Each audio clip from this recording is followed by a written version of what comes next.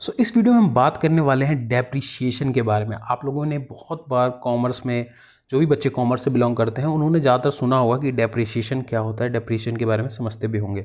और जो science background से बिलोंग करते हैं उन्होंने भी कभी ना कभी ये डेप्रिसिएशन की टर्म सुनी होगी कि क्या चीज़ है।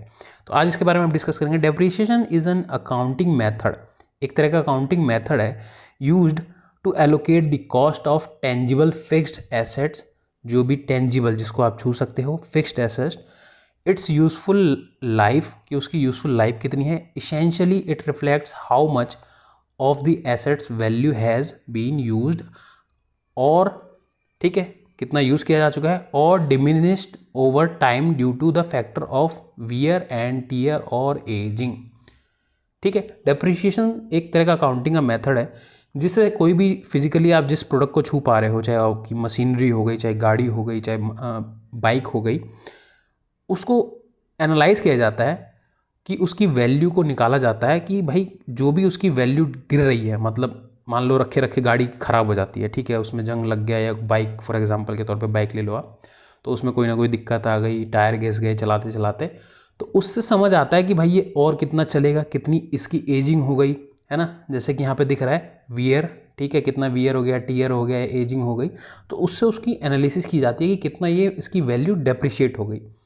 गाड़ी आपने खरीदी आज, मान लो फॉर एग्जांपल 1 लाख की एक बाइक खरीद ली, कुछ समय के बाद, महीना या 6 महीने के बाद उसकी वैल्यू गिर जाती है। क्यों गिर जाती है? वहीं पे आ जाता है डेप्रिशिएशन। इसे ही कहते हैं कि उसकी वैल्यू गिरना, वो एक तरह का अकाउंटिंग का टर्म हो जाता है।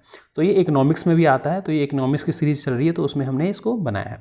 सो की पॉइंट्स क्या क्या हो जाते हैं। Depreciation applies to the tangible assets, mainly tangible asset पे ही अप्लाई होता है ये, क्योंकि आप उसको फिजिकली देख पा रहे हो, उसमें वियर टीयर आएगा, उसकी एजिंग होगी। सच एग्जाम्पल के तौर पे बिल्डिंग ले लो, मशीनरी ले लो, व्हीकल्स जैसे कि मैंने बताया, बाइक वगैरह, या फिर कोई इक्विपमेंट हो गया, आपके मोबाइल फ़ोन्स भी हो सकते हैं, गैजेट्स भी हो सकते हैं। तो जो भी फिजिकली चीज़ें आप देख रहे हो उसके ऊपर होता है इसका apply. It reflects the decrease in the asset value due to the uses, कितना आपने उसको यूज़ किया उसके कारण उसकी वैल्यू घट रही है, और उसमें कोई दिक्कत आ रही हो, है ना। कोई चीज़ यूज़ करोगे या रखोगे, धीरे धीरे उस समय के साथ उसकी एजिंग के साथ साथ खराबी तो आने लगती है। तो यूजेस हो गया, एजिंग हो गया, और ऑब्सोलेसेंस हो गया।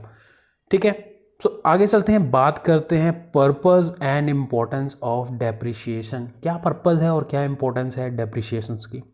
सो depreciation provides a more accurate picture of a companies financial performance. कैसे? जो भी उसकी मशीनरी है, जो भी उसके रियल टेंजिबल एसेट्स हैं, जिसके द्वारा कोई वो चीज़ प्रोड्यूस कर रहा है, कोई सर्विस दे रहा है, उसको भी एनालाइज करके उसकी अकाउंटिंग निकाली जाती है कि भैया करंट में उसकी फाइनेंशियल स्टेटमेंट क्या है, या फिर फाइनेंशियल वैल्यूज़ क्या है। तो एक अच्छे तरीके से एक्यूरेट पिक्चर बनाने में डेप्रिसिएशन मदद करता है। Helps in budgeting, financial planning also. भाई एनालाइज करके, ये सारी चीज़ों की ऑडिटिंग करके अच्छे से फाइनेंशियल बजटिंग हो सकती है कि नहीं, है ना। डेफिनेटली हो सकती है। कंपनी को समझ आएगा कि भाई हमारे कौन सी मशीनरी ख़राब होने वाली है, कितने समय तक और चलेंगी, उसके हिसाब से वो लोग प्लानिंग कर सकते हैं कि भाई हाँ आने वाले टाइम में हमको कितनी मशीनरी लेनी पड़ेंगी, या फिर कोई मशीन ऐसी है जिसको रिपेयर करवा के भी काम चलाया जा सकता है, तो वो सारी डिसीजन भी उनको ले सकते हैं ईजिली। तो इसीलिए helps in budgeting and financial planning. ठीक है, थोड़ा सा इसको बैक कर देते हैं। Ensures compliance with accounting standards and tax regulations. ठीक है, सो ये सारी चीज़ें भी बहुत ज़्यादा इंपॉर्टेंट हो जाती है। गवर्नमेंट की जो भी टैक्स रेगुलेशंस हैं, अकाउंटिंग स्टैंडर्ड्स हैं, उसमें भी हेल्प करता है। With the help of depreciation easily accurate measurement लिए जा सकते हैं, और एक्यूरेट स्टेटमेंट आता है, फाइनेंशियल स्टेटस आता है किसी भी ऑर्गेनाइजेशन का, या फिर आप नॉर्मली खुद के लेवल पर भी अगर चाहो तो एनालाइज कर सकते हो। इम्पैक्ट देखेंगे, इम्पैक्ट ऑन फाइनेंशियल स्टेटमेंट्स। कैसे?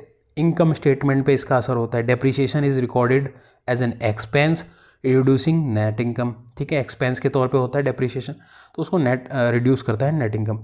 बैलेंस शीट पे इसका इम्पैक्ट होता है। The asset value is reduced by the accumulated depreciations reflecting it's books value. ठीक है, कैश फ्लो स्टेटमेंट पे भी इसका इम्पैक्ट आता है। Depreciation is a non cash expense and is added back to the net income in the operating activities section. ठीक है, आगे चलते हैं।